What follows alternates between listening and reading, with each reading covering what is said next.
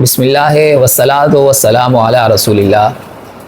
ناظرین، آج کے درس حدیث میں ہم نے ان احادیث کو شامل کیا ہے جو غزوہ ہند پر دلالت کرتی ہیں۔ حضرت ابو ہریرہ رضی اللہ تعالیٰ عنہ سے مروی ہے،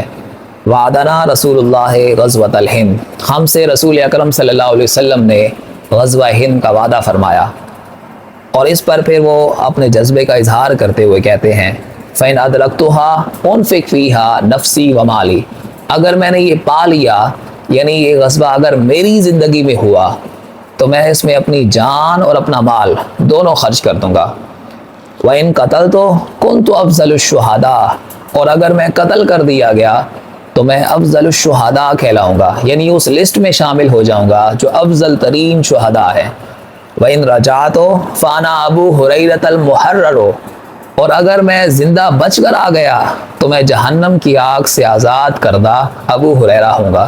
یعنی اس غزوہ میں جتنے بھی لوگ شریک ہوں گے وہ جہنم سے محفوظ کر دیے جائیں گے۔ دوسری روایت حضرت ثوبان رضی اللہ تعالیٰ عنہ سے ہے، حضور نبی اکرم صلی اللہ علیہ وسلم نے فرمایا، عصابتان امتی احرزہم اللہ من النار، میری امت کے دو گروہ ایسے ہیں جنہیں اللہ تعالیٰ نے آگ سے محفوظ فرما دیا ہے۔ عصابۃ تغزو الہند،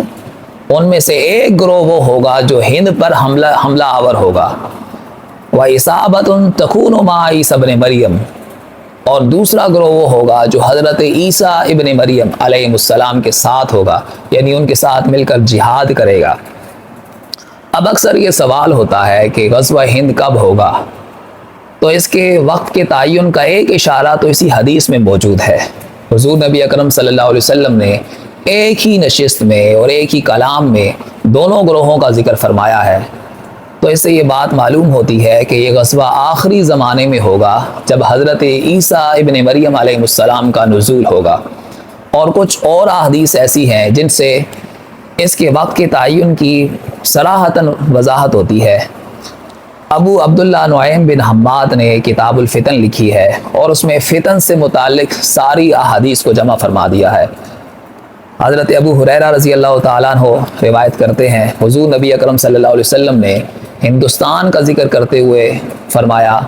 کہ ضرور تم میں سے ایک لشکر ہندوستان میں جہاد کرے گا،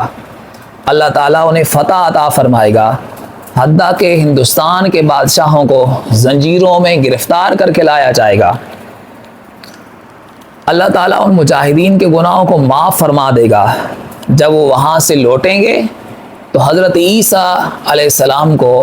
شام میں موجود پائیں گے، یعنی جب وہ غزوہ ہند سے فراغت پا کر ملک شام لوٹیں گے تو اس وقت حضرت عیسیٰ علیہ السلام کا نزول ہو چکا ہوگا۔ اسی طرح روایت ہے، حضرت کعب رضی اللہ تعالیٰ عنہ روایت کرتے ہیں،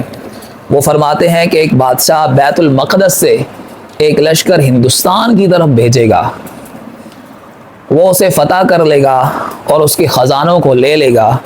اور ان کو بیت المقدس کا زیور بنا لے گا، اور ہندوستان کے بادشاہ اس حال میں آئیں گے، اس حال میں پیش کیے جائیں گے کہ وہ مغلوب ہوں گے، یعنی زنجیروں میں جکڑے ہوئے ہوں گے۔ یہ لشکر ہندوستان میں دجال کے نکلنے تک مقیم رہے گا، یعنی جیسے ہی دجال نکلے گا اور اس کی خبر عام ہوگی تو یہ لشکر غزوہ ہند سے فراغت پا کر پھر ملک شام کی طرف لوٹ جائے گا اور حضرت عیسیٰ ابن مریم علیہ السلام کے ساتھ مل جائے گا۔ تو ان حدیث سے بالکل واضح ہے کہ غزوہ آخری زمانے میں ہوگا جب حضرت عیسیٰ علیہ السلام کا نزول ہوگا اور دجال کا خروج ہوگا۔